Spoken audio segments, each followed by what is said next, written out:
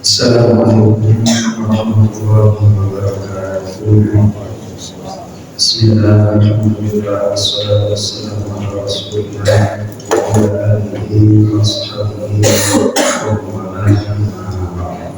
Jamaah sahabat Nabi Muslim wal ikhlas rahmatullah. Pada malam hari ini saya ambilkan dari surah Al-Hajj, surah yang ke-22, ayat yang ke-5. Ayatnya cukup panjang, jadi langsung saya terjemahkan. A'udzubillahi minasyaitonir rajim. Wahai manusia, jika kalian dalam keraguan tentang hari kebangkitan, maka sungguh kami menciptakan kalian dari tanah, kemudian nutfah, sperma, kemudian alaqah, sesuatu yang menggantung, kemudian min mudghah, segumpal daging yang disempurnakan dan tidak disempurnakan.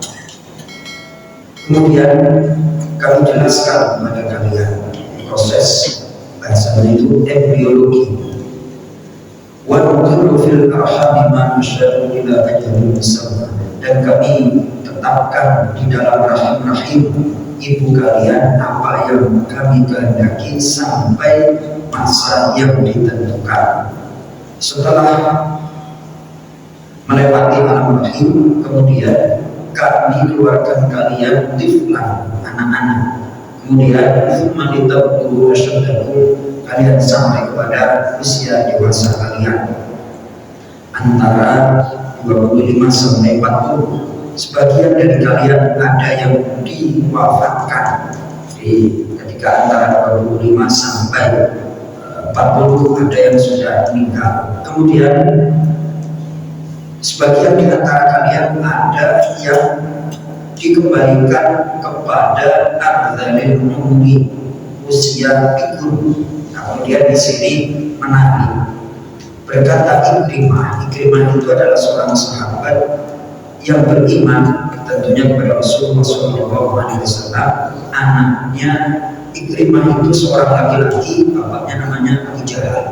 Makanya ketika disampaikan dalam kitab-kitab itu binnya nggak dipakai, Ikrimah itu aja. Tapi kalau sahabat yang beriman, binnya dipakai, Abdullah bin Umar. Nah, itu disebut. Tapi kalau orang tuanya tidak masuk Islam tidak disebut. Nah, kemudian Ikrimah mengatakan, man qara'al Qur'ana lam yasirru bi hadhil hal.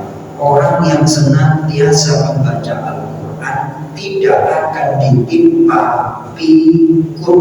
Nah, itu mukjizat keistimewaan dari Al-Quran. Kemudian ada, ini menurut saya hadis sangat menggembirakan, hadis yang istimewa menurut saya itu.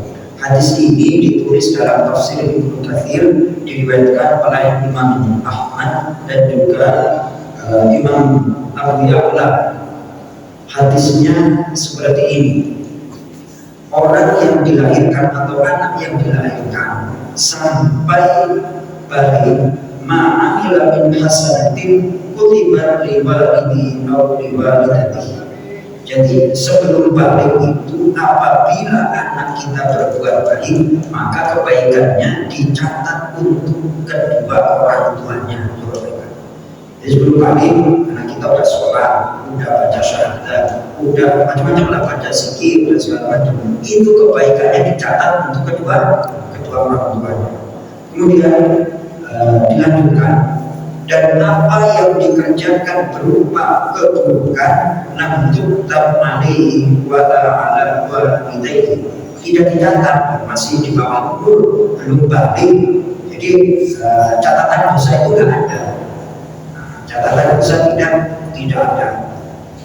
Kemudian apabila sampai balik, maka Allah memberlakukan untuknya kolam yang Allah memerintahkan kedua malaikat bersamanya untuk menjaganya dan untuk pokoknya kalau sudah balik itu sudah diberlakukan untuk taklif beban. Kerjakan jangan dikerjakan, kalau mengerjakan dapat pahala, kalau tidak taat kepada Allah dapat dosa. Kemudian apabila dia sampai 40 tahun fil islami, ketika memeluk agama Islam, menjalankan syariat Islam, Allah akan memberikan aman dari 3 ujian atau 3 bala. Yang pertama al-junun, gila, wal judha, dan sopak, wal judha, wal warasot, dan lepra. Jadi orang dalam Islam ketika Islamnya itu baik, nanti akan dibebaskan dari 3 penyakit ini: penyakit gila, kemudian lepra, dan penyakit sopak. Apabila sampai kepada vaksin usia 50 tahun, khaffafallahu hisaba, Allah mudahkan perhitungannya. Namanya orang tua kalau udah 50 tahun itu macam-macam pikirannya, Mas Toto ya, pikirannya macam-macam. Itu kadang-kadang ketika nyari kunci sebelum sholat, apa namanya, ketemu kiri dan sholat ingat kuncinya, macam-macam itu. Itu kalau menurut ulama ahli fikih, saya agak kurang setuju tuh dengan ustaz-ustaz yang ketat terhadap penilaian ibadah kayak gitu. Jadi diantaranya Ustaz Adi Hidayat itu kalau di Instagram itu kelihatannya kesukaan keren gitu. Coba pikirkan, mulai berapa rakaat, berapa ribu rakaat kita sholat, manakah yang kita lakukan? Kelihatannya kan kejumbangan gitu, apa namanya, kalau saya pakai gini aja, yang misalnya Allah memudahkan misalnya. Jadi Pak Isan agak aturan dikit terus nanti sudah Allah bisa Allah mudahkan misalnya, terserah mengikut Ustaz Hidayat apa hadis ini.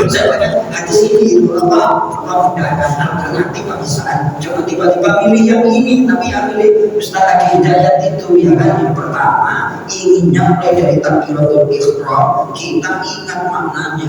Tapi kalau banyak blanknya ya pakai hadis ini. Khaffafallahu hisaba, Allah mudahkan perhitungannya. Ya sudah, pikirin lagi. Itu apa Pak Isan udah capek kemarin, apa namanya, mikirin anaknya sakit, terus urusan kerjanya banyak. Alhamdulillah udah sholat.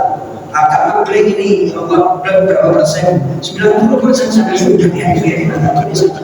Apa namanya, 100. Kira-kira seperti itu. Khaffafallahu hisaba. Saya sering menyampaikan hadis ini karena hadis ini saya cuma itu. Kalau yang kadang-kadang saya nggak mau ya. Apa namanya, kelihatannya kok saya kena juga, gitu saya juga berani. Ini cocok untuk Mas Toto dan untuk Pak Ibin ya. Alhamdulillah. Cocok juga ya Pak Rizya. Cocok ini.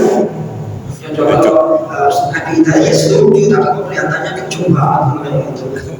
Berapa persen makna sholat yang kita mengerti dari bacaan-bacaan sholat itu kelihatannya apa namanya, kenal banget gitu. Iya kalau Ustaz Adi Hidayat. Nah, kalau kita kan hebat ya bahasanya. Bisa mikir kira-kira solusinya apa itu. Oh ini ternyata ada solusinya. Dengan catatan fa'idha balaghal khamsin, kalau sudah sampai usia 50 tahun, khaffafallahu hisaba, Allah ringankan, Allah mudahkan hisab dan perhitungannya. Itu istilah orang yang memeluk agama Islam itu dalam Islam. Nah, untuk itu bagaimana? Isulati yang bisa yang namanya kita senantiasa dimudahkan hidupnya oleh Allah Subhanahu wa taala. Assalamualaikum warahmatullahi wabarakatuh. Waalaikumsalam warahmatullahi wabarakatuh.